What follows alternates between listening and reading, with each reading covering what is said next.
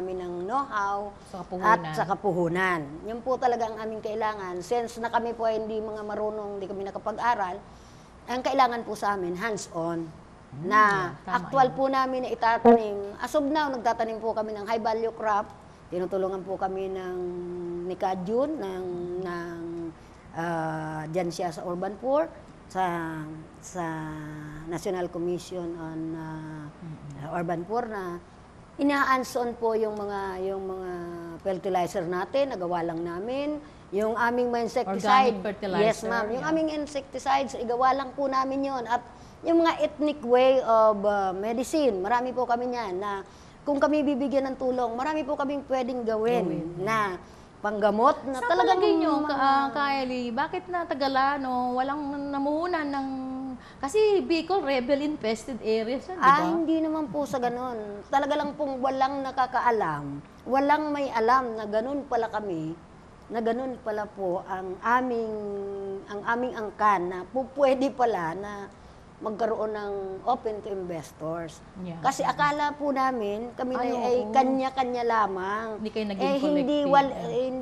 Hindi naging grupo. Ngayon pa lang po kami, nung pumanaw na po yung matatanda at amin pong mapag-aralan yung concept ng ating indigenous NCIP, yung Indigenous of the Philippines, nabasa po na namin, ako na po yung naghawak ng leadership, naintindihan kong kaunti, maski po hindi ako nakapag-aral, naintindihan ko na po ng kaunti yung mga rights and privileges ng mga indigenous, which is napakaganda po pala. At sa tulong din po ninyo, Doktora, maraming salamat. Na-enlighten po ako bilang kayo po ang indigenous advisor namin in the aspect of UP side sa mga pag-aaral. Salamat po, Doktora, at hindi kayo nagsawa. Alam nyo, kay Elena, yung mga Indian ng Amerika, mayaman dahil sa gambling, mga kasino nila. Siguro pag-aralan din nyo kung marami sa ating ayaw ng kasino, pero paano yung mga turista, kaya nga marami sa Ilocos Norte, dahil doon pumupunta, tourism plus casino. Ewan ko, depende yun sa inyong Council of Elders kung papayagan nyo yan. But siguro ang mahalaga ay mabigyan natin ng pansin ang inyong lupain na idol. Tapos ay kayong klaseng leader, bilib na bilib ako sa inyo, walang meeting sa kooperatiba na hindi kayo present, naghahanap ng pwedeng ka-partner.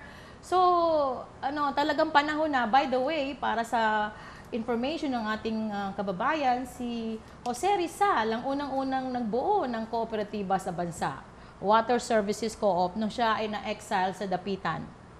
At ang ating pinaka-milyonaryong kooperatiba ay nagsimula 53 years ago.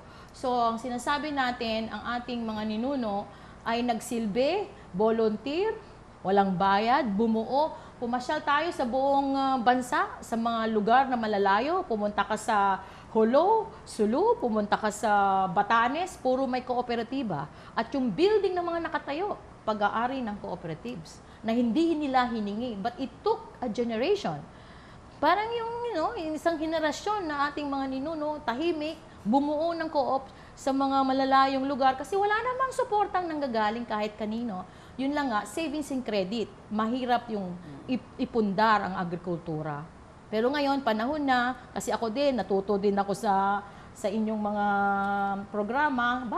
Ngayon nga, may ginagawa tayong isang project sa Bansalan, Davao, 5,000 hectares. At ang ginawa ng mga lumads doon, 5 farmers per hectare. So, 25,000 farmers ang makikinabang sa 5,000 hectares. So kung 40% ang sinasabing mahirap sa bansa, baka sakaling sa kilusang kooperatiba, sa dami ng may involved at naniniwala sa usapin, mas madali tayong umalis sa kahirapan. Anong tingin nyo, Elena? Opo, sa concept po ng bago ninyong kaisipan diyan sa kooperatiba, na binigyan nyo kami ng chance ang mabuhay muli.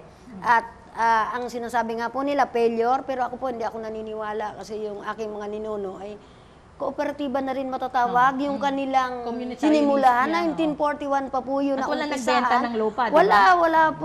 Wala pong yumaman, bagamat nakaalis sila sa daily living nila na hand to mouth nga lang at hindi sila makapagpaaral. Gawa nung ang nakinabang yung mga hindi naman pala sila dapat. At kung sasabihin naman po nilang hindi nila alam, Ngayon pong alam na nila, sana po magunos dili na rin naman sila, nabigyan na rin ng pagkakataon yung mga nitibong katutubo kagaya namin na kami naman. Okay. Kami naman yung siyang mapaunlad, ang mapag-aral yung mga anak. Yun lang po ang aming ano kasi, pag hindi